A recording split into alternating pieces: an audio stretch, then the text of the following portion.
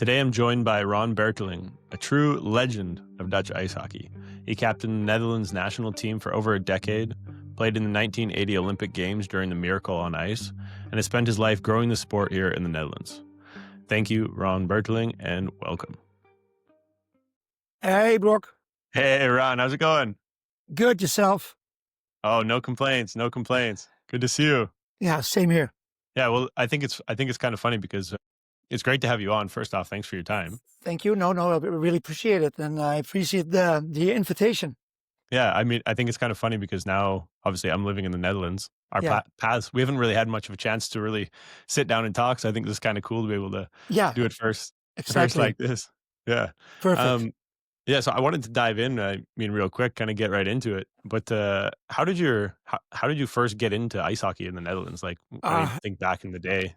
A long time ago, it was 1964. My father was a basketball player.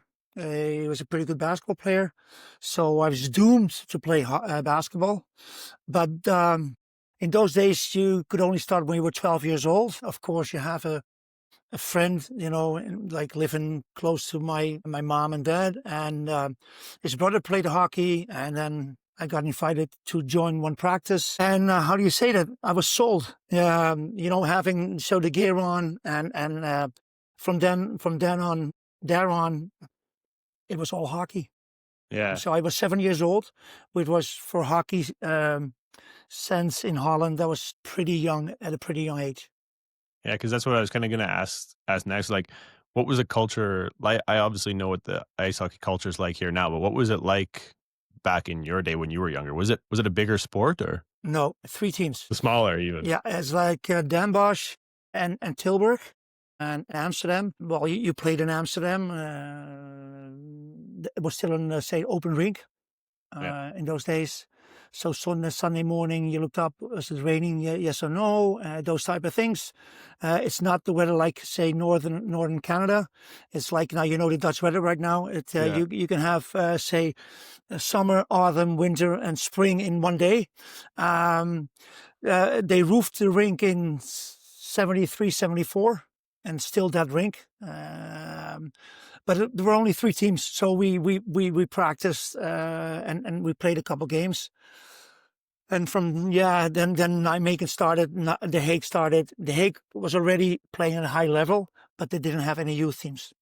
Right. Okay. And so, like, I think back for myself when I was younger, I had a ton of influences. Like, I had Gretzky. I mean, credit to you. I've heard many times that Ron Berteling is the Wayne Gretzky of the Netherlands. So, but no. My idol, but my idol was.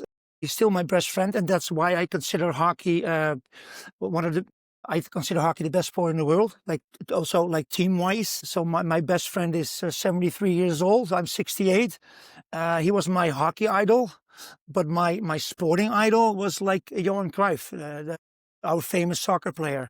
So I heard about Bobby Howe. I heard about, all those players, but that was through books. You had books, you read a little bit about it. Say, now you have like all the kids now in the Netherlands, they know about the NHL.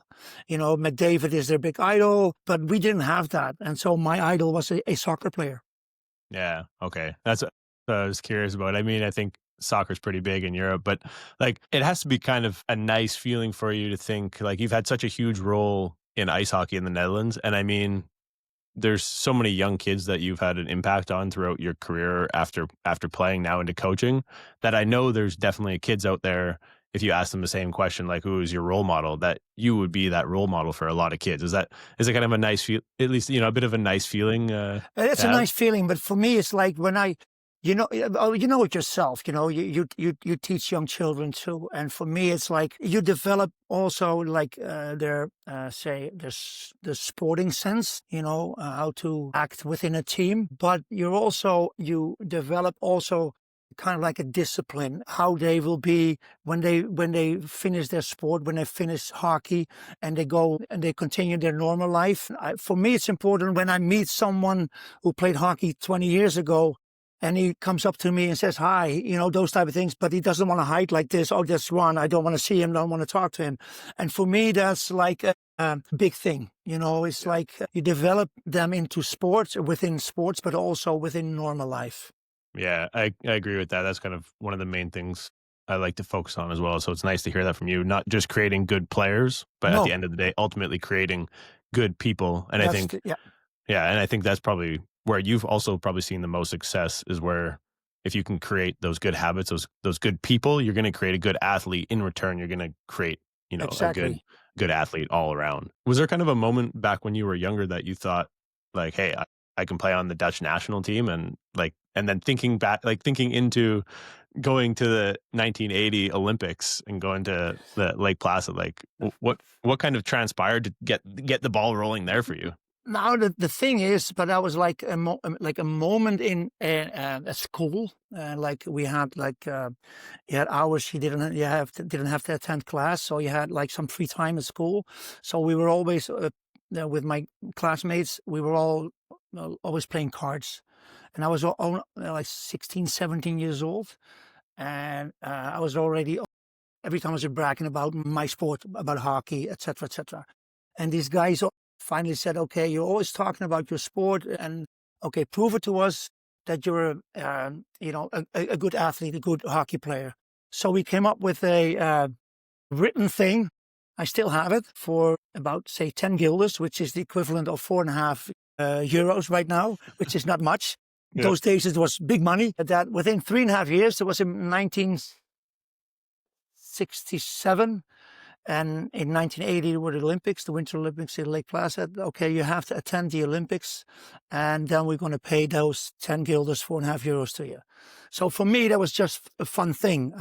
It was not in my head yet. The Dutch national team played at a level which was like, in those days, we had the B pool, which was you had the A pool with Sweden, Canada, US, Russia, etc., Finland. Then you had the B pool and you had the C pool. And we in '78 we were playing in the lowest level of the world. Like you had A pool, B pool, C pool, and we played our World Championships in '78 on the Canary Islands. Interesting. Interesting. We had to change in the hotel. We went with open cars to the rink. You saw people going on flip flops to the beach, and we went to the rink. We won that league, and in that league, in that B pool, that C pool, Austria was playing. We had Spain playing, etc., etc. Then we moved up to the B pool in '79. That was my first. In '78, that was my first World Championship. I was 20 at that moment. The year before, I was also selected for the Dutch national team to go to the World Championship B pool in Japan, but I had to do my exams for school, so my parents didn't let me, which was good. But for me, I didn't push myself to try to make it to, say, top level hockey. I had fun. So the rink was my playground. Like all my fellow line mates, teammates were my friends. So for me, it was, again, going to the rink, playing hockey, no pressure at all. I had but the best time of my life. And again, it was my playground. My parents let me do, they didn't push me at all. Yeah. And from there on, I got selected for the Dutch national team. We had a national youth team, but when I was 17 years old, I was also allowed to play for the Dutch under-20 team, but I was already playing for the Dutch national team. And I was very disciplined, also very driven. And throughout my career, and I'm still doing it, after a long season, you're playing in the Eredivisie right now, but then we had the top division. We play 2-3 games a week. We practice 5 times a week, which is different right now. So my life was study, hockey, work, hockey. And so after the season, I didn't do anything for 2 weeks. I had to it was kind of like a cold turkey. And then after 2 weeks, it was 6 times per week I was working out. Like in those days, what I thought was good, hockey changed. Like now also the off-season training is different. But I thought it was good. What I did, we went to south of France for holidays. And when I was 17, 18 years old, my parents, I had to bring 80 kilos of weights in the car because I wanted to work out. So that's my whole mindset. Do well. Yeah, you did everything you could to do your best. Yeah. I heard that I've heard a lot of stories about Dutch ice hockey back in the day, that it was a lot bigger throughout, like, Yeah. kind of the 80s, 60s. Yeah. The rinks were packed, and Yeah. I heard stories about being in Utrecht. Um, what do you think kind of changed to go back to where we are now? Why was it so big back then, and what happened? Well, it's when we were in the April, the top league, we Right. played Russia, Sweden, US. We played in '81. We played Team US. A lot of these guys won the gold medal in 1980, and they became pro. We played Team Canada. I played Guy Lafleur, you Yeah. know. And we had a lot of Dutch, we called it the Dutch Canadians or the Dutch Americans. Their parents, right after the war, 1945, a lot of people moved to Canada in the early 50s. Their sons were born in Canada or the US, but still had the Dutch passport. So they were allowed to play for Dutch national team. So that gave me, a step up. You have to, play with those guys.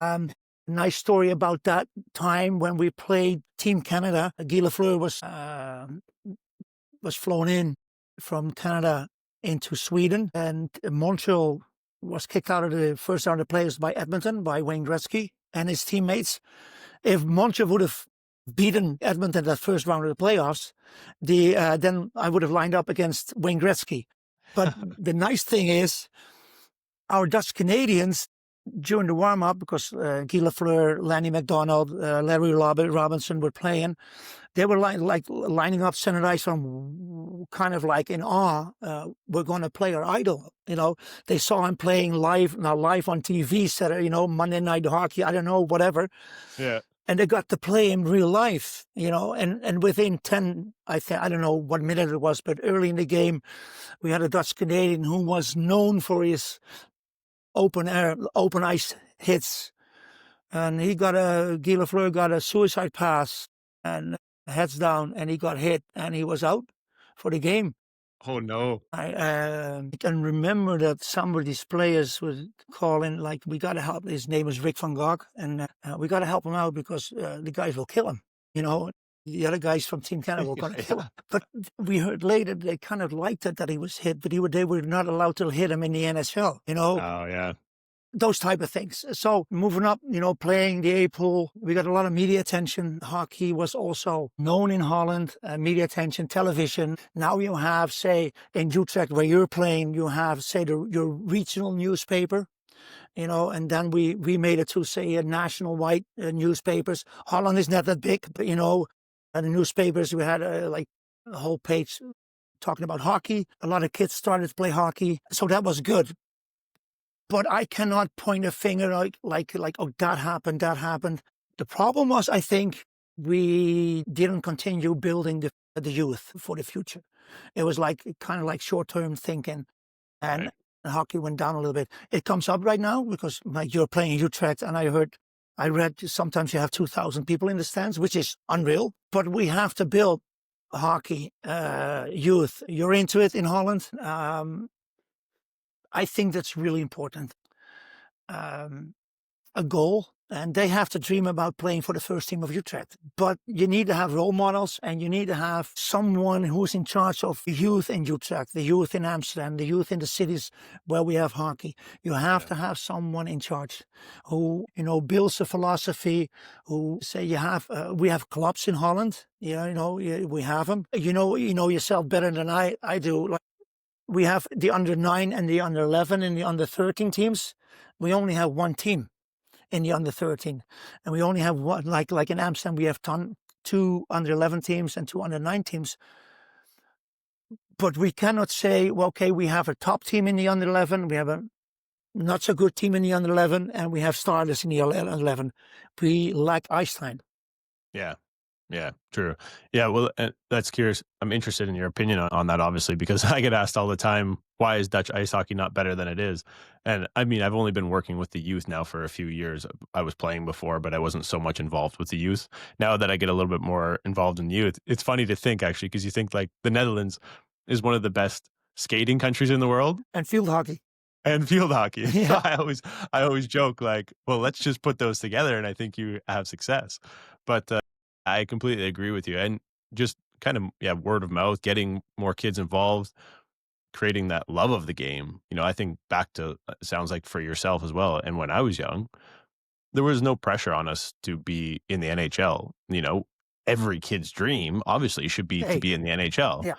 But at the end of the day, there shouldn't be pressure on the kids to be in the NHL. It should just be finding that love of the game, why you're out there. At a U11, training, there shouldn't be extreme pressure on these kids. It's just out there to have fun, enjoy, grow that love of the game. And as for trainers, I think it's just finding unique ways to help those kids, all the kids, get involved. Because I think for you, I'm curious on your opinion. I get asked quite often about training while I'm here from people back home. And I oftentimes find it a bit more even difficult training here than, say, opposed to Canada. Because like in Canada, you get a youth team and you have the division, like you have the, what do we call it? Yeah, tier 1, 2, Yeah, 3, yeah. and then like house. So you get, generally speaking, one group of kids that are all the same skill level. And, you're only having one team on the ice. And so you can plan those practices and push those kids hard. Whereas here you get one big team of a huge variety of kids. So whenever I'm doing my trainings, right, I'm trying to do simple basic drills, but you want to try and push those top kids so they're getting better. Meanwhile, trying to get those young kids to still have fun and not being like, why are we doing such difficult drills? So it's trying to find that balance, I think, is interesting and also kind of fun as a trainer as well. It kind of gives you a bit of a challenge out there. It is. Like, another thing is also we lack ice time. So like, okay, you're playing field check, but okay, I live close to the biggest city in the Netherlands, Amsterdam. With Amsterdam, with the suburbs, it's 1 million people living there. We have only one ice rink. Yeah, there's only one ice rink, and exactly what you're saying. Like, it's you have, say, under 11, you have 20 kids in the under 11. Yeah, we have them, and everybody has his own important role within the team, and you have maybe a tier 1 player in your 11, and you have a house league player in the under 11. And how I do it is the so-called better kids, you have them in one group, so they challenge each other a little bit. But everybody has to. What I ask from the players is reach your own level, and when you reach that and go above it. But the top level player, that's his level. He's got to make it every practice, and when the not so good level player has to reach his level, and then you compliment him on his good practice. I ask the players, okay, what do you dream about? Yeah, the NHL, and then I always say the Netherlands Hockey League. Those type of things. Yeah.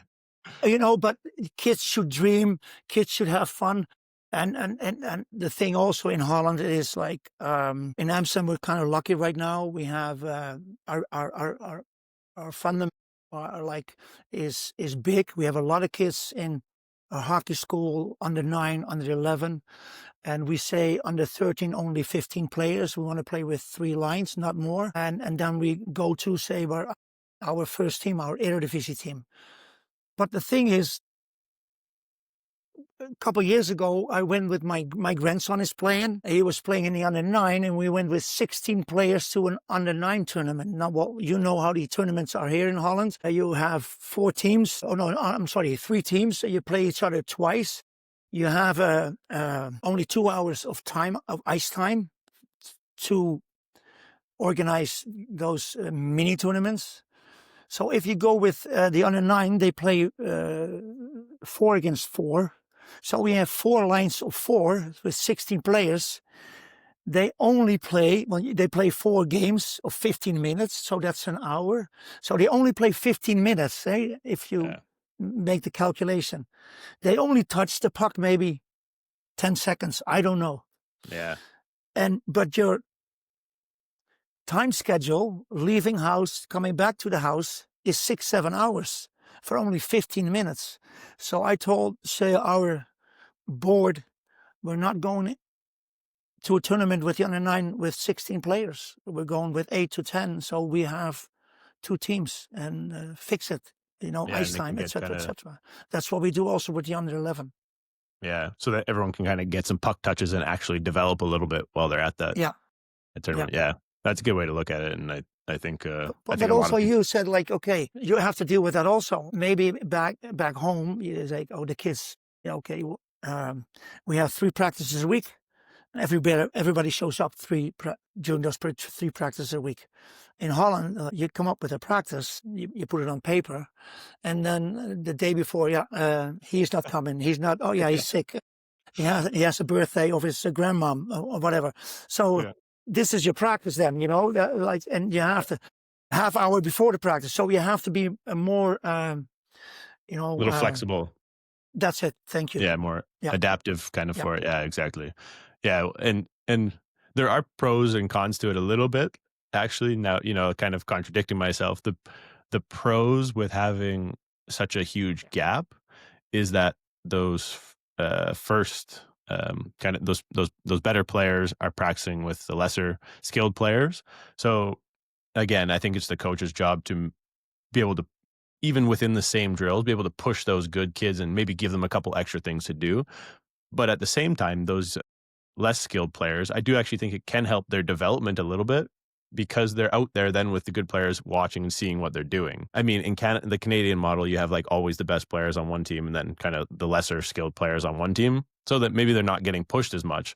It is kind of nice. You want to, obviously, it would be nice to have the option to change it, but it is, at least if you think about it, maybe kind of trying to, from a positive perspective, there is a little bit positivity to it, whereas those lesser Exactly. skilled players. That's how we think. That's how I think. Is how I'm thinking the same way.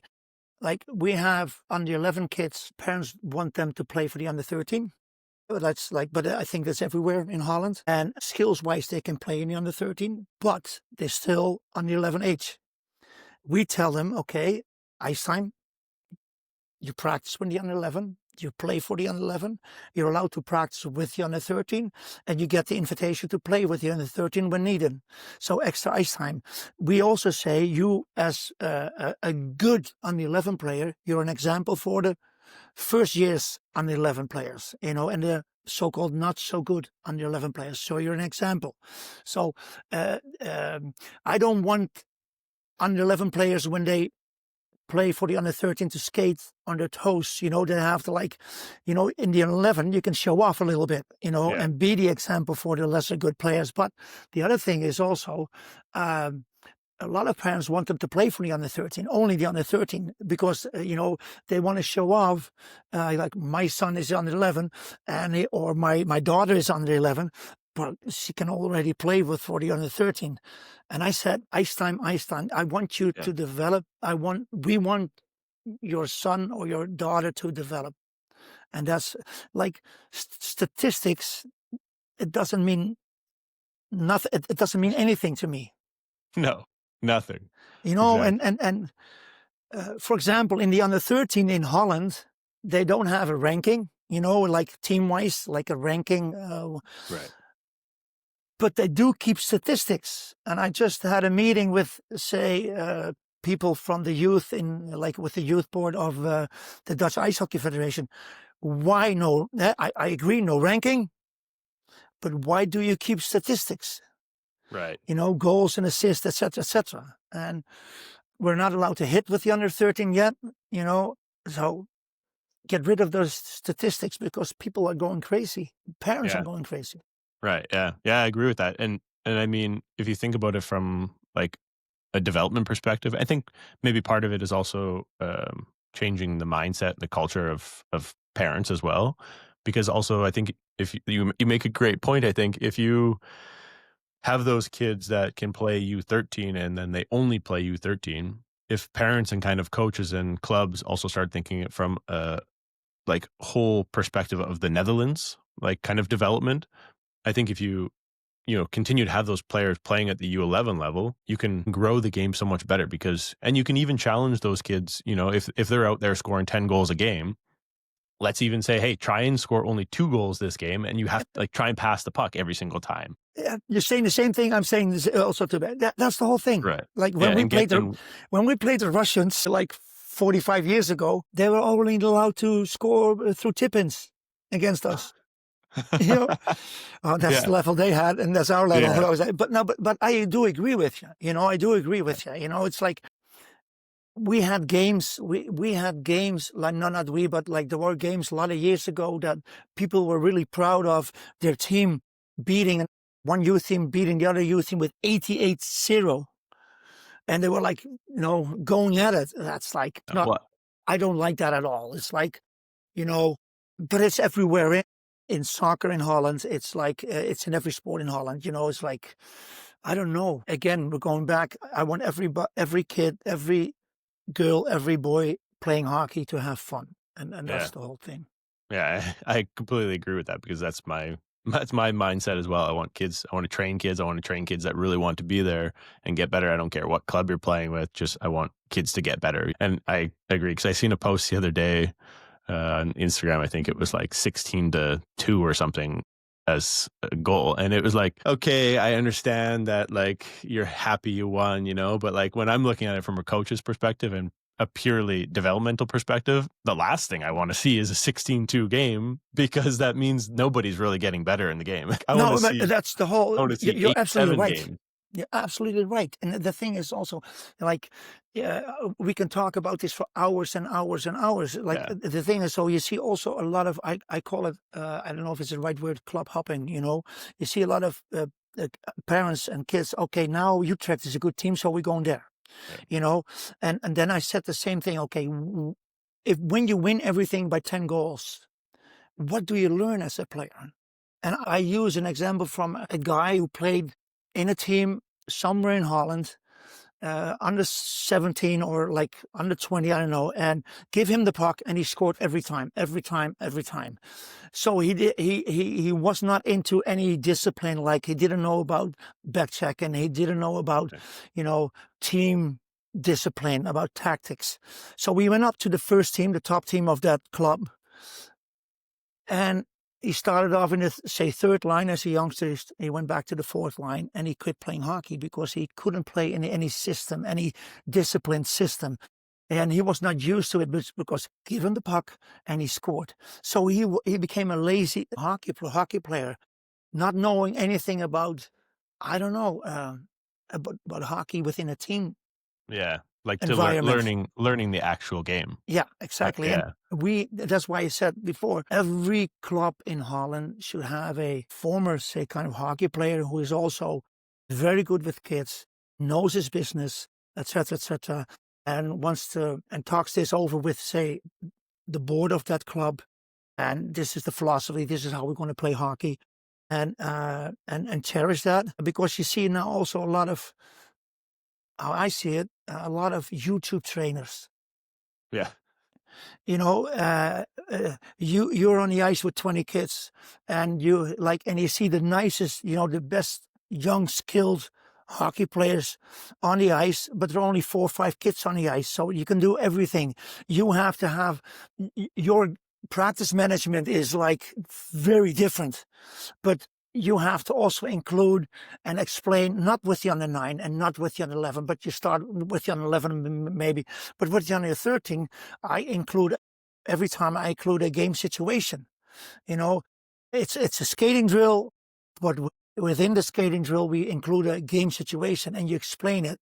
And with it, that age group, you have to explain it. When you tell them 10 things, only keep in mind only one thing. They only remember yeah. one thing. So you have to kind of drill them, it's like repetition of things. Why are we doing this, etc., etc. So I include with every drill kind of like a game situation, little things, and I hope they learn from it. I hope that, but Yeah. it's difficult. Well, yeah, but there's a huge difference between, I know exactly what you're saying, because there's a huge difference from showing a drill. Like even if you just take everyone starting in the corner, you have to go around this pylon, then shoot on net. Anyone could go out there and tell kids to skate around this pylon, shoot on net. But explaining to them how we're How? going Yeah, around, yeah. and then why we're cutting back this way and why we're looking over this way and then shooting. There's so many different little things that can go into drills. Like you could take the most simple drill of just dumping a puck in the corner, getting it out, coming up the wall, cutting back and going in. Or you're dumping it in the corner, looking, shoulder checking, getting the puck, good positioning on the wall, coming up, cutting back, good punch turn, whatever it may be coming in. There's so many different little things to actually That's already teach. 10 things. Yeah, that's already Yeah. almost 10 things. Yeah. And Yeah. so you hope they kind of pick up from that. Ron, coming away from youth sports here a little bit, I want to go back to Lake Placid because I think that's so interesting. But like when you showed up there, what was the feeling like when you first got there? Like, to be honest, I go back 1 year. We were playing kind of like North American hockey. So we would play like the B pool. We played Norway. We played Japan. We played Denmark. Not Denmark, but big teams also those days. And we played North American hockey. In those days, we also played Team Russia. They came to Holland and they played a lot of games against us. We got beaten every time, but we were not afraid for them. We just got in there and played. Then we won the B pool, and I remember I was sitting on the bench with one of the Dutch Canadians, and we said, "We qualified now for the Olympics." And he said, "Oh, okay, nice, good thing." We played Switzerland, and we beat Switzerland in those days, going up to the Lake Placid. So we were kind of like psyched up, hyped, for the Olympics, and we had a great time. We actually had a great time. We ended up 8th, 9th spot, which was also our ranking worldwide in those days. So we did well, considering, but we had fun, and you start to realize not 4 years after the Lake Placid, but 8 years, 12 years after, say, the Olympics, okay, what we had done was unique, was a unique thing. We became also sports team of the year in Holland, but you start to realize in those days we thought it's a tournament. It's just a tournament. But it turned out to be the Miracle on Ice tournament for the US. And before the Olympics started, I know the Russian team played an exhibition game in New York against Team US. I think it was 1 or 2 games, but they beat them badly. Team Russia beat US badly. So going into that game, Herb Brooks, the coach of Team US, they didn't start that well at the Olympics. Our coach was a Swedish guy. He just passed away a couple of weeks ago, Hans Westberg. And he had his Bible, his hockey Bible, and everything was written in it. And he had a philosophy, a tactics, how to play the Russian team. And our first game against Team Russia the year before the Olympics, he said, this is the breakout, this is that. And exactly, they used that breakout. We intercepted the play, and within a minute, we were leading 1-0 against Team Russia. In The Hague, sellout crowd, I think 3,500 people, going nuts. After 2 periods, I think it was 5-3 for the Russians. We did really well, and we lost big the third period. But then you go back, our coach Hans Westberg said, okay, we only practice 250 hours per year.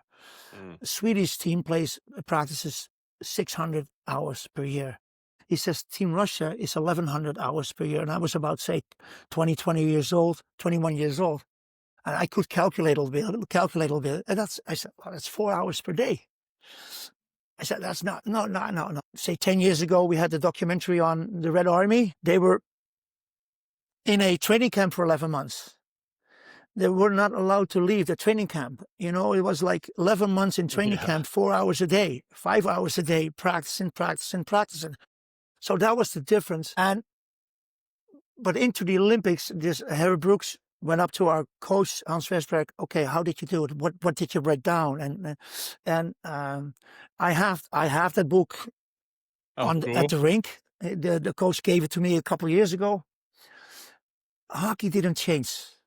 You still have 5 players. You still have 1 goalie. It's how the perception of like, how do you skate your lines, and those type of things. But the big thing is hard. And the Russians during that game, you had Mark Johnson for exception, or Mike Uritoni. He was one of the players.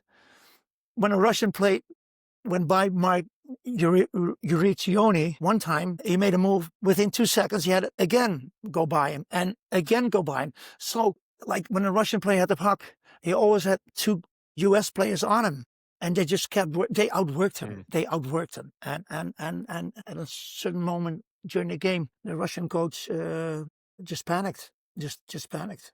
And, Yeah. that was the biggest sports moment of last century Yeah, exactly. Well, I think in it's the kind of US. cool because obviously going into it, you didn't know that that was going to be you were going to be there for the biggest moment. But I'm curious, were you guys able to be at that US Russia game? Yeah. Did you get to watch it? I didn't go. I stayed in the Olympic Village. I Okay. said, well, Russia's going to beat them. Yeah, yeah. Watching on TV, some of the players did go to the game, but the stadium can only hold, I think, 7,000 spectators. Mm. And it was in that time. It was the how do you call it, the Cold War was going on. U.S. against Russia. It was like the Oh, like the rivalry. rivalry. Politically, the politics. Oh, And it was yeah. like Right. Yeah, yeah. a big thing, and it was like. Um, um, were like really involved with that, and it was like it was all US, Yeah. but they deserved it. Team US just deserved it to Yeah. beat the Russians. It's funny because actually, like as a young kid growing up, and like I think you watched the Miracle on Ice movie and stuff like that, and I always thought when I was younger that that was the final game. I don't know why, but just like for such Yeah, a long time when I was young, I don't know, I never really looked into it as a young kid, but I think a lot of people don't realize that actually US then went on to beat Finland. Finland, I think it was. yeah, Finland 4-2. Finland. 4-2. Yeah. I'm an old guy. I seem to forget a lot of things. My wife tells me about that. You forget about hockey. I know goals still scored and everything. No, they Right. beat Finland 4-2. Yeah. And that was it was not, now you have, the quarterfinals, semifinals, and a final, but they came up, we had in Lake Placid, you had 2 pools, and then you had the final pool, and it was still a round robin final pool, and they beat Russia, and then they still had to beat Finland. Finland with, Jari Kurri and all those guys. So good hockey players. Yeah. Like looking back on your career, do you think that's kind of probably one of the highlights of your Yeah. career going there? Or Yeah. yeah. Yeah, Are there highlights, going back my whole career and like my youth and now what I'm doing right now and in between, it's one highlight because I still, I still cannot go without it. I'm still having fun. Like I'm retired, also my pension age-wise, but I'm more at the rink than I used to be. Talking to you, I really love it. It's like, same way of thinking about our sport. But of course, Olympics, A pool was perfect. The years after, like in '81, we were in the A pool, top level league. We went back to the B pool. We got back to the C pool again, and then we come up again. For me, it was always an honor to play for the Dutch national team. I played now, I think, 213 yeah, plays. over 200 Honor and to the- captain for yeah, captain for almost 10 years. So for or me, it right? was an honor, and an honor to play. So that was a highlight. My biggest highlight, kind of, when I was 55, playing at the highest level in Holland. When you still had the top division Holland, not the CEHL, but everybody played. I played on one line with my son. And Oh, wow. That's cool. that was also a highlight for me, Yeah. being very nervous. And but that Awesome. so again, I had a great time. Yeah. Yeah. I was going to say, like, what kind of kept you motivated? I mean, you played also over 600 games in at the time was the first division in the Netherlands. Yeah. So what kind of kept you motivated, like, the whole time through those years? Like, just the love of the game and just having fun, or? Yeah, fun and it's my mindset. I don't know. It was in me again. Being on the ice with your friends. For me, this is also a good thing. I had an interview when I quit playing hockey. I quit when I was 36. At that time, I said, like, okay, every time the same thing. The team was not playing that well. The same guys had to show up every game. And they were like the decision makers during games. So I quit at 41. I got back. I also got an invitation for the Dutch national team, again for a world championship. Being on the ice with friends was for me, again, a highlight. I had so much fun, and showing other players, young players, that I still could be a challenge for them, showing the players that what it takes to be a good player within this league. Yeah, well, don't discredit yourself. Like you're one of the best players in the Netherlands. So I know you're a humble guy, but also you have to take credit where credit's due. You're one of the best players to ever play in the Netherlands. So it's Thank you. But the thing is, for me, I loved it. You yeah, know, it's the thing. And now also I can still kind of like, and you can do the same thing. If you showing off for a drill and showing, okay, this is the shot you have to take, and I'm still able to roof it. And when you see the young kids going, wow, that's a good shot, and and I'm still able to do it, to show it to the kids. And last Saturday, I told some people I'm from the wooden ages, the wooden sticks, yeah. and someone is learning me now how to shoot with, say, the flexible sticks. It's a different kind of shot right now. I'm still kind of like Sidney Crosby shot, like But you see now, what's his name, Conor Bedard. Yeah. It's a different shot the people are taking. It's also with the flexibility of the shafts. Yeah. So I'm learning. I'm still learning, and I love it. Yeah. It's funny you mentioned Conor Bedard, because I used to work with Bedard's shooting coach when I was younger, and I'm actually going to have him on the podcast next month, but his shooting coach, so I worked with him when I was younger, and then he obviously started working with Conor, and just, the skill that that you have nowadays opposed to when we were younger. I even think when I was first learning to shoot, it was just like a swoop and push, like wrist shot. You don't, because there's no flex to use. It's just, exactly. You want to twist and shoot as hard as you can. You have to be like those big arms, to shoot it. Yeah, exactly. Yeah. And so, my brother, he's a few years older than me, and he's kind of in that transition phase where it was like wooden to carbon, but it wasn't even still that good of sticks. And he's working with he's coaching my little niece. And, I was talking with him the other day, going over some video and stuff like that. Like, hey, just what I teach the kids here, essentially, so he can start working with it there. Cause he's a good shooter, and he had one of the best slap shots as a defenseman, but, technique is a little bit different nowadays. So it is, but what I liked a lot, sorry to interrupt you, but what I liked a lot is when Ovechkin broke Gretzky's, goal record, it was an old-fashioned forehand shot.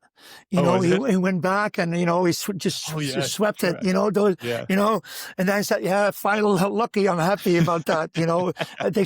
He's still doing it, but also we're talking about shots and different kind of that's I call it the evolution of hockey, of course. In sports, things change, the materials change, but if you see nowadays also the kids for, say, under 20, 19, 20, 21 years old, they can all shoot.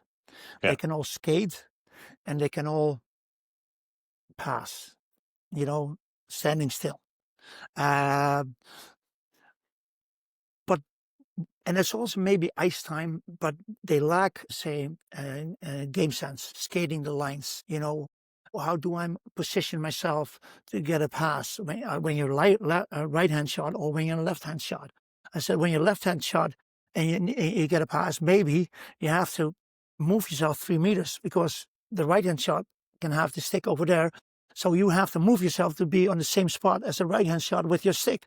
Oh, yeah. I said, why are you doing that? And then, that's sometimes difficult. And it has also to do with ice time. Yeah. But again, I'm learning to shoot. I'm not going to shoot like Conor Bedard, but I'm learning to use the flex a little bit.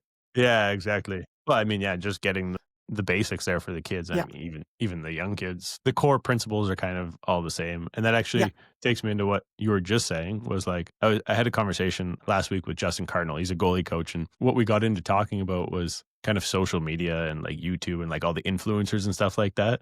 And I think how fun it is, because you see the stuff that kids do on YouTube and all that stuff. It's really cool. Some of the skills they do is unbelievable, and not taking any credit away from those guys. It's unbelievable what they do. But some of those guys, I think kids have to remember that a lot of those guys have never played a professional game in their life. And it's cool. They wanted, I had a kid come out and skate a couple of years back, and all he wanted to do, he couldn't skate yet, but he just wanted to learn how to do a Michigan. And I'm thinking, I loved it. I love the ambition that he has and whatnot. But that's where I think the problem can come in, is we have so many kids that are so skilled, but then you put them in a game situation, they kind of have no idea what they're doing. Or likewise, they look on social media and see all these highlights and they think, if I can't do a Michigan or if I can't do this, there's no way I'm going to make it. Whereas what I was kind of mentioning with Justin was like, no, that like what you mentioned earlier, hockey really hasn't changed. Sure, some skills have changed, some Yeah, shooting techniques have yeah. changed, but at the end of the day, coaches want players that can get the pucks in at the blue lines, out at the blue lines. They're going to back check their butts off, That's it. back to the house. They're going to That's hit. it. They're going to work hard. That's it. Yeah, That's the exactly. only thing. It's like I tell them also, like now, okay, the under 13 kids. I'm telling them, okay, this is game situations, etc., etc. I said I don't want to see any blind passes. Passing on hope. I hope the guy is over there. If you don't have a guy open or the guy's not communicating with you, keep the puck. Just keep it. And wait for support. That's one thing. I said when I coached, beginning of this century, I had a very good team with very skillful players, and maybe that's also difficult to coach, because they have egos, etc., etc. But the thing is also inside the blue line, 2 meters inside your own blue line, it's got to go out. That's the whole thing. Say a meter in front of the offensive blue line and 2 meters inside the offensive zone, it's got to go deep. If you don't have a play, it's got to go deep. And when you play it in the corner, say I call that the gray areas, and when you come back to the bench, I'll compliment you. I said that's a good play. I don't want you to shoot it at net and it gets it bounces off a shin pad off of the opponent and you have a breakaway or a 2-on-1. So I don't want any blind passes from behind the net.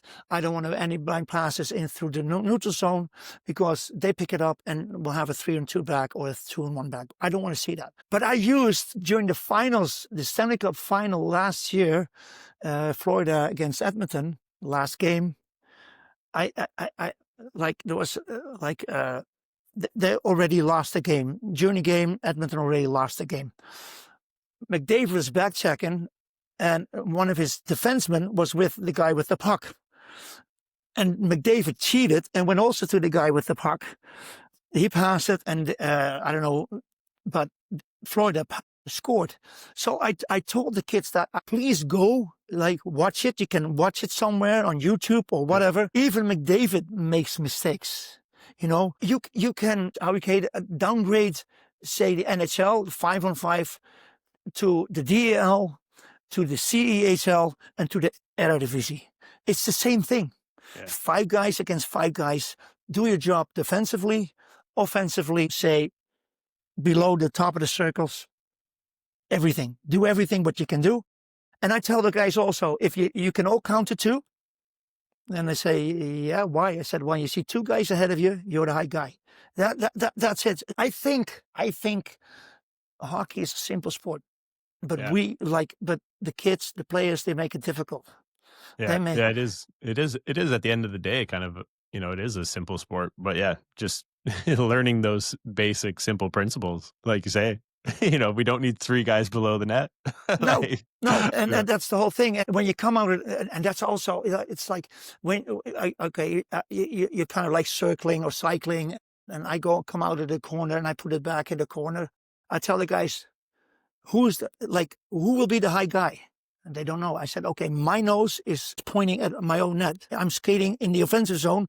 I put it back in the corner. I'm skating towards my own net already. I said, then I will be the high guy. Yeah, if we lose it, I will be also the high guy already. So, but getting that mindset in their heads, it's very difficult. It's very difficult. Yeah, it's a challenge. It is a challenge. And it's, I think, kind of what also makes coaching fun is a little bit is that challenge of trying to find ways to get it to stick in their heads. Yeah. Yes. I think, Ron, like for you, like if you were to give, say, a young kid, because I mean, I know every young player's goal is generally speaking to make the NHL. If you were to give, a young kid, say, let's think around maybe 12 years old, some 14 years old, some advice that really wants to push it hard, make, whatever top level it is that they can, maybe going internationally, maybe their goal is NHL, maybe their goals, the Eredivisie, maybe it's going to Austria, whatever it may be. What kind of advice would you give some young players just to focus on, or just in your words, what advice kind of would you give those kids? Wow, that's a good question. Advice, first of all, you have experience, I have experience, we have some experienced coaches, trainers in Holland. And the thing is, you have to be honest to the kid and to the parents. Honesty is the best policy, but the thing is also, you will see a kid coming up, like practicing with you, and you can say, okay, he's talented. But I think talented is a strange word. I think promising is better, because you have now the talent days with the Ice Hockey Federation in Holland, and immediately parents will think my kid is talented. They think, oh, he's talent because he's invited to join those practices. But on the other hand is, you will see if a kid is promising. So that's ice time, work on your skills, not work on your, again, game sense. Another thing is, you will know if a kid is disciplined in also the dressing room. Is he a team player, or is he selfish? If he's selfish, you have to help him out and support him, like not being that selfish. What you said, don't score 8 goals, score 2 goals and make the passes, those type of things. But then again, that kids are going abroad, but then, okay, why are you going abroad? They going to Cruyff or they're going to Düsseldorf, and that's in Germany. They travel 2 hours during traffic jams because the western part of Holland is a big city at 5 o'clock in the afternoon. So they travel 2 hours. They do the homework in the car, and they practice maybe 2 times, twice or 3 times in Germany. The good thing about this is, in Germany, Austria, in Sweden, they play more games. Like the under 13 in Holland. Holland is divided in 2 sections. The Netherlands northern part, Netherlands southern part. In the northern part, they only play 12 games a season. 12 games a season. They have the 3-on-3 tournaments, which perfect. But then here you go again. Not good. No game sense. They don't know what to do during games. So going abroad, when you have a kid that's what we think is promising, Austria, Germany, Sweden, maybe Denmark, but then you hope when you go to Germany or Sweden or Denmark, Austria, you hope to play that for a pretty good team, solid team. Yeah. With good coaching and like you see now also, you still have now players that are 20, 21 years old. They come back from Germany playing for the Eredivisie, for an Eredivisie team. So did it help? I don't know. Yeah, it's tough. It's tough to say, but yeah. And like, if you were just to say, let's say kind of like a best case scenario, let's say we have a kid, if you could kind of just say a couple of things to focus on, you touched on it there, like being respectful in the room, being, a good leader, being a good off-ice person. I think for me, being coachable is one of the biggest things. That's like, I think that's kind of what you're getting at. That's the whole thing. Also, because of your history, and still you played the CEHL of the Oberliga with Tilburg, so you played against German teams. You know what it takes to be at that level. Tilburg is the highest level in Holland. They could have played in the Del 2, but the owners of the Del 2 teams, they won't let them to. So you know what it takes to be at that level and maybe higher to play. Then you have to say, okay, you have to do this, you have to do that, you have to, put in a lot of time. And knowing, you see nowadays also kids like they want to get maximum, they want to get max out, but they don't want to put max in. Yeah, I think that kind of goes for everything almost nowadays. It seems like, though, everyone wants that instant gratification where, again, like you were saying, hockey hasn't changed so much. Neither has training. If anything, it's maybe you could make it could be even more difficult nowadays for training. Like if you wanted to make it, there's so many more tools and stuff that you can make it extreme hard training. I think that's what a lot of kids think is like, oh, we don't need to do this. We don't need to do this strength training. We don't need to do the cardio. We don't need to do all this because I watch McDavid on TV and it looks easy. Yeah. But he's there. He's the hardest working. He's the guy on and off the ice. I just talked with his coach a couple of weeks ago. He told me specifically he is the hardest working player on and off the ice. But that's the whole thing. That's also Sidney Crosby. It's the same thing. He's 37 years old and still makes in, puts in the hours. Yeah. Is still top level and still considered the best 200-yard player. Offensively, defensively, he's coming on of age. But the thing is, you have to put in the work. You have to put in the hours. And I don't want to tell the kids like how I did it, because I'm the old guy and I don't want kids to, oh, here he comes again, Yeah, same story over and over again. Yeah, I put in during my summertime, and my summertime was from April. Okay, nowadays, hockey also in Holland, there's ice for 11 months. Yep. It's ice. When I started, when I was 18, 19 years old, April, World Championships were done. There was no ice, May, June, July, August, and we started in September, and we beat, as a Dutch national youth team, we beat Team Germany youth team. And in that team, we had guys playing later highest level in Germany, play for the German national team. We beat them. We had talented guys, we beat them a couple games, but their holidays were only 4 weeks. Yeah. And we had holidays for 4 months, and you have to put in the hours. Now it's called like the off-ice training, it's like, how do you call it, plyometric training now? Yeah. It's a different word. That wasn't even in your vocabulary back then. Yeah, hey? it's a difficult word. I call it old-fashioned training, called quickness, those types of walking running the stairs, and I don't know. But you have to put in hours. That's the only thing. Yeah. Well, that's what I often tell kids as well. Like, I couldn't agree more with that, because like I always say you have to be boring to a certain extent. Like, I think back to when I was younger, I never made it to the NHL, unfortunately, but I gave myself every possibility there was to get there. I left no doubt at the end of the day. Like, I left everything on the table I could, and my childhood was great. I loved it, but at the end of the day, you have to make a lot of sacrifices. Like, you can't be going out partying every night if you want to make it to the NHL. You can't be staying up late because, when everyone's sleeping in, you got to get up at 5 a.m. You got to go running, you got to go swimming, you got to go shoot pucks in the garage, like that's why I say to kids over and over, you kind of have to just be boring. You got to just stick to your program, work as hard as you can, and you can make up every excuse as you want. If you're in the Netherlands, oh, we don't have the ice time, we don't have this, we don't have that. Well, those are all excuses, because hey, at the end of the day, everybody has YouTube. You can watch hockey games over and over. So if you want to get better hockey sense, pick one player. I tell the kids, pick one player, watch, whoever it may be, just pick one player, watch his YouTube videos, watch his games, watch exactly what he does during game time. If you want to work on your shot, there's cement walls, there's brick walls everywhere in the Netherlands. You can go and shoot pucks against any wall. You don't need a net, you don't need ice, you don't need whatever it may be. Like, there's so many excuses that you could make up, but at the end of the day, if you want to put in the work, like, you can put in the work and you can find time to do it. You're absolutely right. Like, going back to Lake Placid, Eric Heiden won 5 gold medals. Will not happen again. 5 gold medals, 500 meters, 1,000 meters, 1,500, 5,000, 10,000.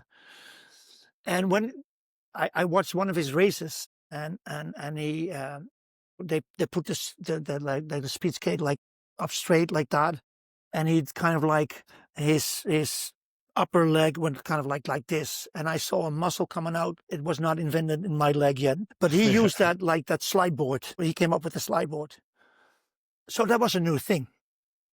So I made my own slide board somewhere, like I was living in a apartment building, and we had, like, I call it an attic, where we had the stuff, like I put the slide board, and it was about 32 degrees Celsius, and I was sweating like hell. But also, it's boring, Yeah. slides, and we didn't have even Walkmans yet. We didn't have them; they didn't exist yet.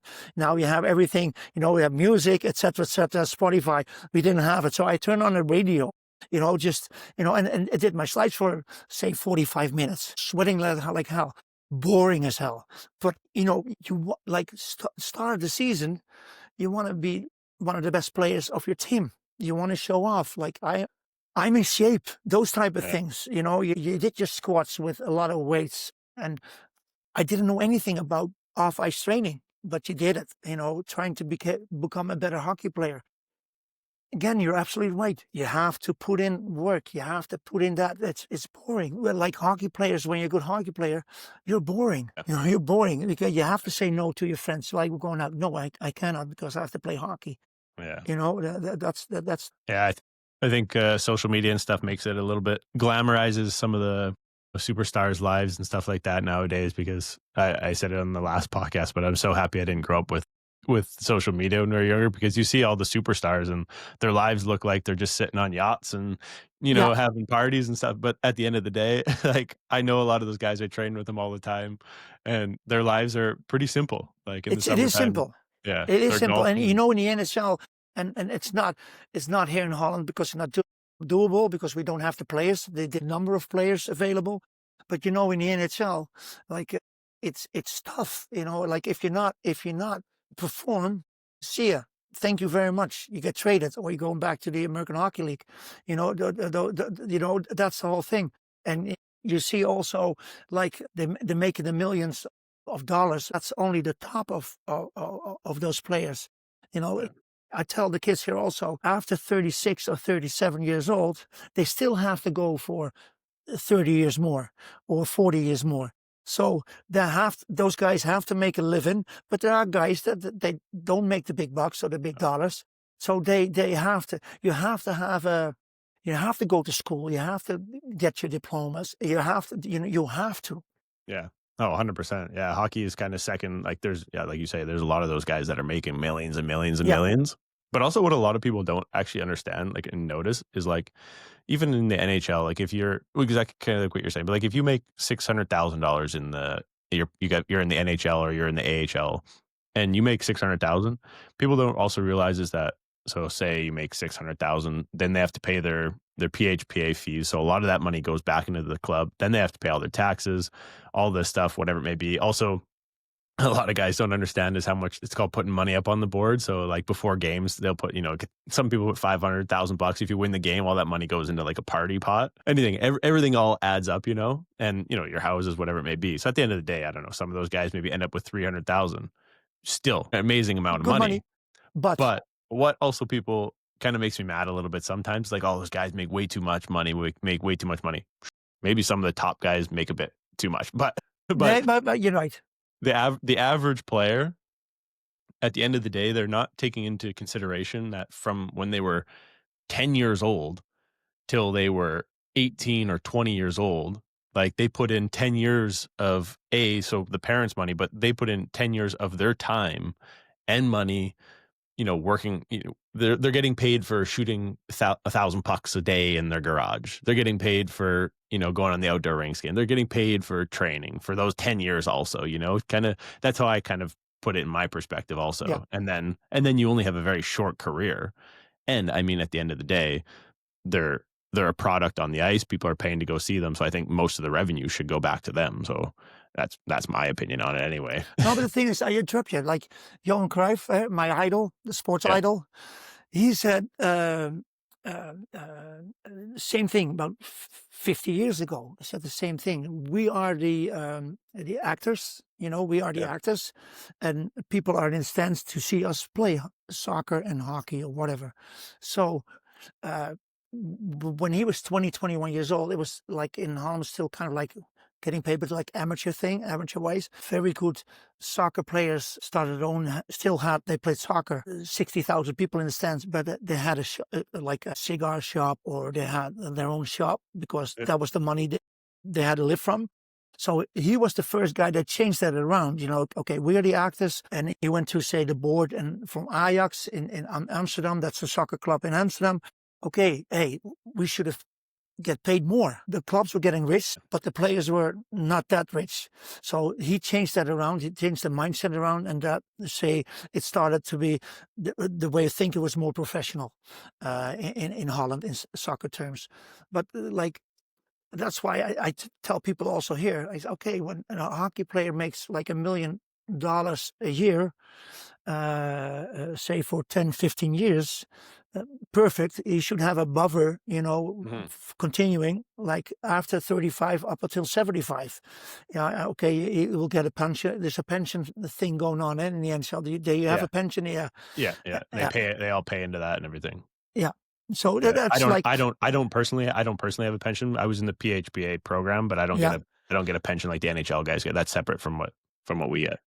but still is like they live the life of like an NHL player. So they're used to live that life. And that's, like you said, major money they spent. And afterwards they are kind of used to it, but they have to so downgrade a little bit to keep going on for like another 40 years. Yeah. So it's like you have to go to school again, get your diplomas, get your exams, etc., and going forward. But that's the whole thing. Like, and in Holland also, I tell the kids, you have to dream. You keep on dreaming. You have to dream, but you have to do a lot for it, and you have to, set aside also a lot of things. I know I cannot do this because I have to practice, and I tell the young kids also, I want you to do every drill 100%. Just do 100%. If you fall, they're like young kids under 9, under 11. When you fall, no problem. I do not allow other kids to laugh, because when you fall, you're reaching your potential, your border, and the next time your level goes up again, you will not fall down anymore. So those type of things, and you see kids also after a drill, part of the drill is shooting on net, and then they kind of like, oh, that's it. Okay, they finish off net like that. Is that a good shot? No, it's not a good shot. Why not? They go like that.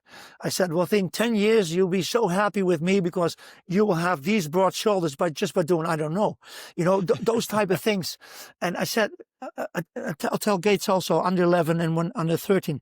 I said, when they're able to do something, I want you to do it because you're able to do it.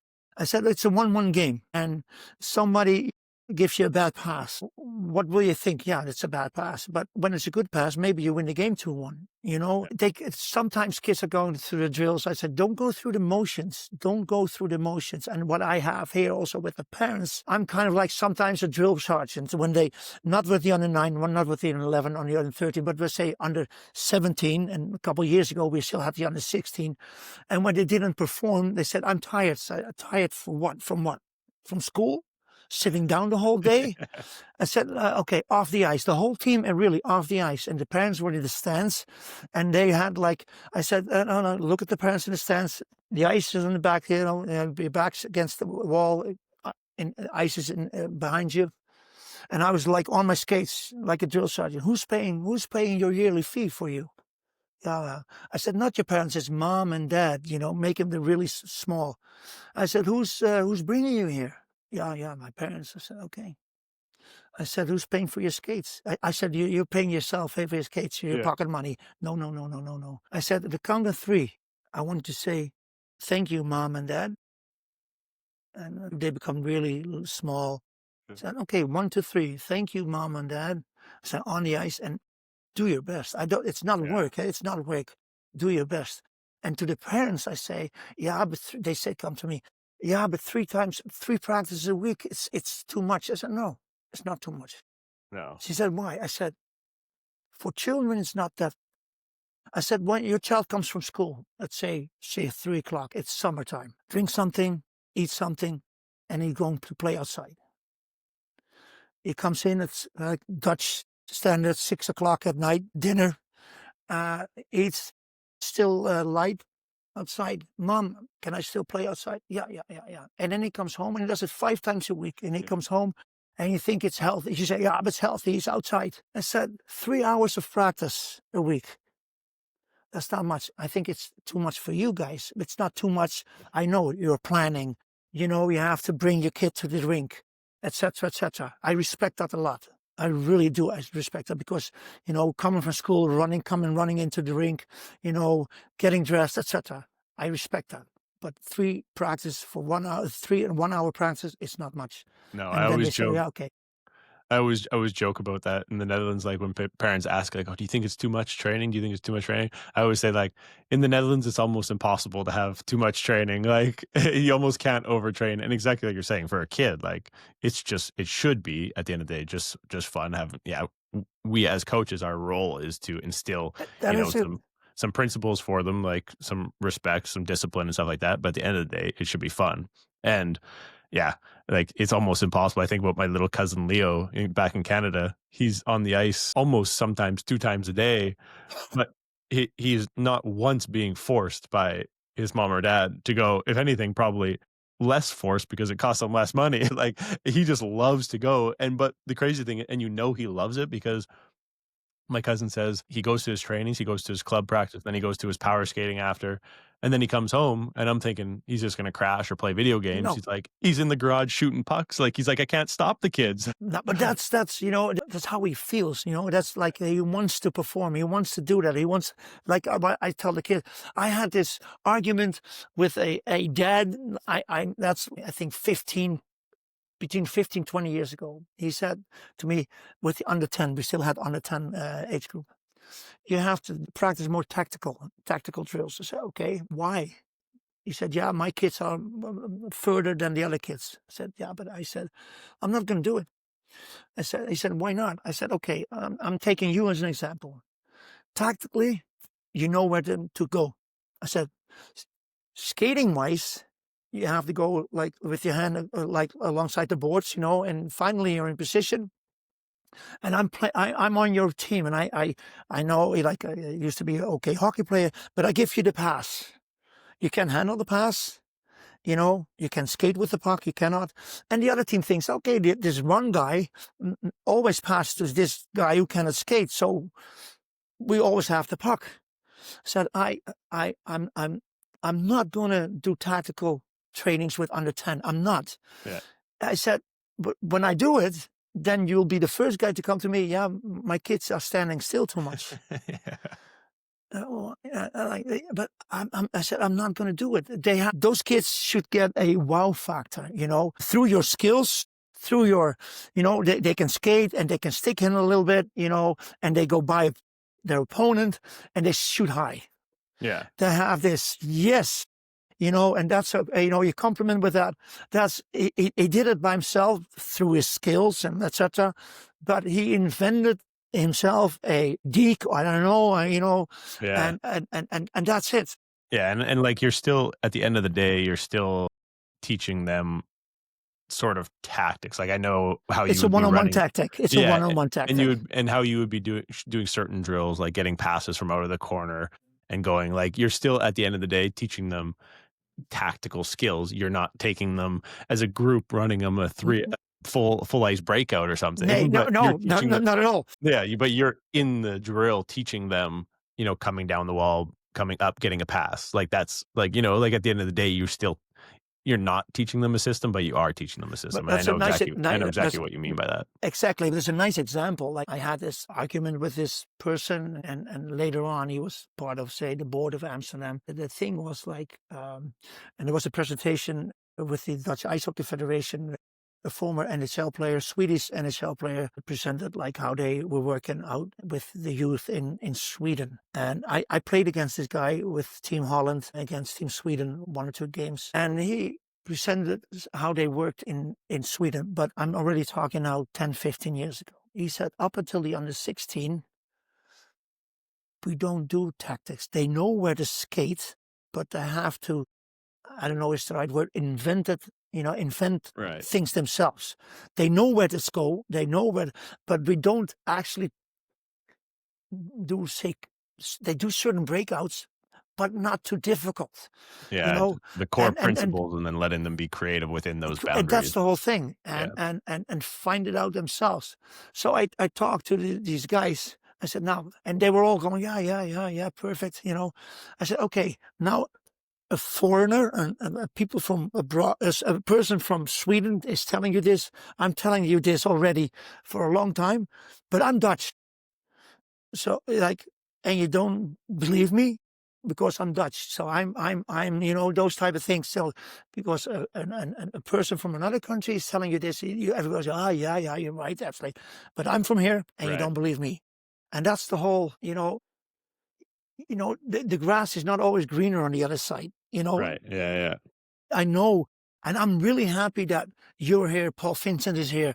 And they're like Leo van der Tillard is in Den Bosch. There are some really good, say, trainer coaches I think the clubs should cherish that, should cherish that. And you have to build from the under 9, under 11 till, say, the first team of Utrecht. Yeah. Like if you have an under 23 player in Utrecht and you have an injured player in the top team in Utrecht, the Eredivisie team, this player, you need a player, you should know how you practice. Yeah, exactly. Have that kind of development. Make it sort of like a bit of a development league. Exactly. Yeah. But the under 23, I do not like the setup of under 17, under 20, how we have it in Holland. Under 17, under 23, and say Eredivisie. When you're 17 years old and you're this big and you have to play under 23, a guy of 23 who is kind of, he likes hockey, but he dislikes the first team because he didn't make the first team. And this guy of 17 years old, this big, this small, blows by him, and he gets frustrated, and he hacks the guy, and the guy on the 17, like the 17-year-old guy thinks, no, this is not what I want to have, those type of things. So I think in the future they should change the age groups a little bit more. So when you're 19 years old or 20 years old and you're not good enough for the Eredivisie, then you have a slight problem. Right. Yeah. And then they should have a division for like 20 and up, or 22, 21 and up, or 22 and up, to have a good division where you still can hit the guys, like where it was still a checking game. Yeah. And but now it's a difference of 6 years, and also like body wise, the guy 17 years old is just small, and you have a full-grown 23-year-old guy playing out there, and that makes it difficult for guys. Right. Yeah. I understand what you're saying. Yeah, for sure. Ron, before we kind of wrap it up, I just want to end on one question here for you. If I think back to my career, my time in hockey, all like championships are great, whatever it may be, medals and stuff are all awesome. But when I think back to some of the times that make me smile the most, we're honestly just being out on the street, or like on the outdoor rink with my brother, having had a smile on my face. Some of my best memories were with my brother. So I'm just curious for you, what was maybe a highlight of your career that stands out that just made you smile? Like, here, I have goosebumps right now, really, because you say the same thing, kind of a way how I'm thinking. I tell guys also, I don't know if I was a top scorer, yes or no, how many goals I scored. I don't know. I know I've became with my team's champions of Holland. I know I played for the national team. Perfect. We practice with, say, under 9 up until the under 15, under 9, under 11, under 13, under 15, together on the outside rink in Amsterdam. That's outside. It's not like the 400-meter rink in Utrecht with it's roofed. We have an outside rink, the 400-meter track, and that's what we call the krabbelbaan. And krabbelen means like you go like for the kids who are not able to skate. Yeah. There's a part of that, like that krabbelbaan is we practice outside. Every 2 weeks, 1 week is on the 9, on the 11, and the next week is on the 13 and the 15. When it's 0 degrees Celsius, 1 degree Celsius, or minus 1 degree Celsius, and there's no wind. It's cold, and it's how you call it, crispy or whatever. Yeah. I tell kids, this is the best day of my life. It's like being outside. Your mouth. When you're breathing. It's like it's cold. Ice is good, and then I drive home, and I have the best feeling of my life. It gives me so much energy. And being outside, and again, with the kids, when it was a good practice, that stands out every time. Of course, I have many, but I told you, I had goosebumps, like when you said being outside. In Amsterdam, you have the really old-fashioned light bulbs. It's not the nice thing, the big lights going out, the light bulbs. It's very old-fashioned. Yeah. Happy. Yeah, exactly. I still remember we lived just down the hill from our school, and my brother and I would come home after school, throw our skates on. It's a nice cold winter Canadian day, and we were fortunate. We had an outdoor rink right across the street. And so oftentimes we could just walk across the street because there was so much snow and ice, and we go over there, and there would be times where Bo and I would just be out there, just the two of us sometimes. And just like you're saying, the most perfect crisp day, the fog's coming out of your mouth. And I can still like, yeah, same. I got goosebumps even thinking about it. Like you're just out there just having fun. And like, that's what I want every kid to be able to experience. Yeah, Is but the just thing that. is, I have a Canadian $5, I call it no Oh, bill. $5 bill. Yeah. Yeah, and it's about Canadian youth. It's a couple sentences, a couple lines, and I have it, somewhere. It tells me about how Canadian hockey players grow up, and exactly what you just told me. The lines, the sentences are so nicely written. That's like a kind of like a poem, and Yeah. it, Oh, it if you find that, you'll have to send that to me. yeah, Yeah. I'll make a picture of it if I find Yeah. it, and that was for me was like, yeah, that's it. That's how kids grown up, excuse me, in Holland, like playing soccer. I have three grandchildren, three grandsons. The oldest one plays hockey. The middle one plays soccer, and exactly he can train himself. So he comes out of school, puts on his soccer shoes, goes to the soccer field where they're living on the bike, comes home, eats something, and then goes back again. So he's practicing himself. He's working out himself with his friends. So that's how I think soccer should be lived here in Holland.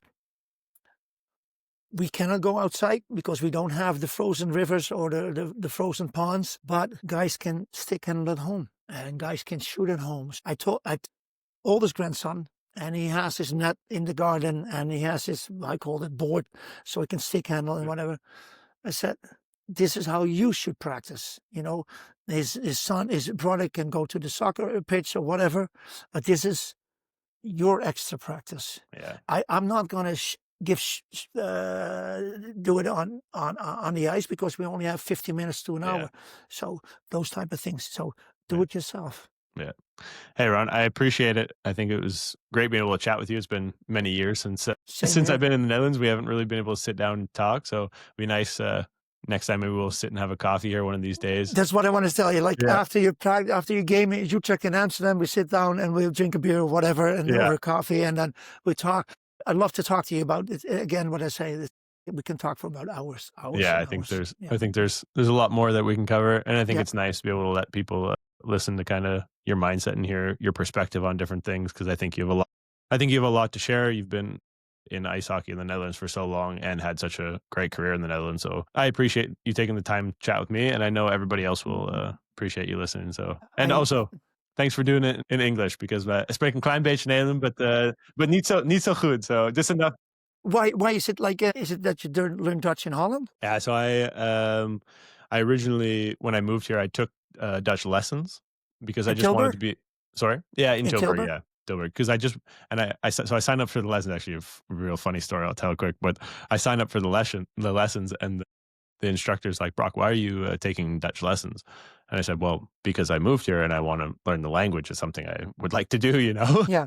And he's like, yeah, but you realize everybody else in this room can't speak English. And I was like, okay, what's your point? He's like, everybody in the Netherlands can speak English, so you don't really need to learn Dutch. And I'm like, well, I don't know about that. Like, I would still like to learn the language. And he's like, well, after a couple weeks, if you don't want to do it anymore, you can have your money back. And I'm like, no. Like, I'm gonna take I think it's a good thing. Yeah. What you're saying. The thing is, like nowadays, like when I go downtown and I have to order something, I'm not able to in Amsterdam specifically. I cannot order in Dutch. I have to do it in English. Yeah, exactly. Like for us in the Netherlands, it's like it's mandatory to learn English at school. Yeah. It's mandatory. Yeah. If you see my grandson is 11 years old, and we have a lot of kids from expats, playing in Amsterdam, and he speaks good English with them. Last thing I want to say, maybe strange for people in US and in Canada, but we are such a small country. We have Amsterdam slang. You play in Utrecht, and Utrecht has this Utrecht slang. And you go to the southeastern part of Holland. When they talk slang, we have subtitles on TV. Yeah. So what I would love for the future is in Utrecht. You grow up as a hockey player in Utrecht.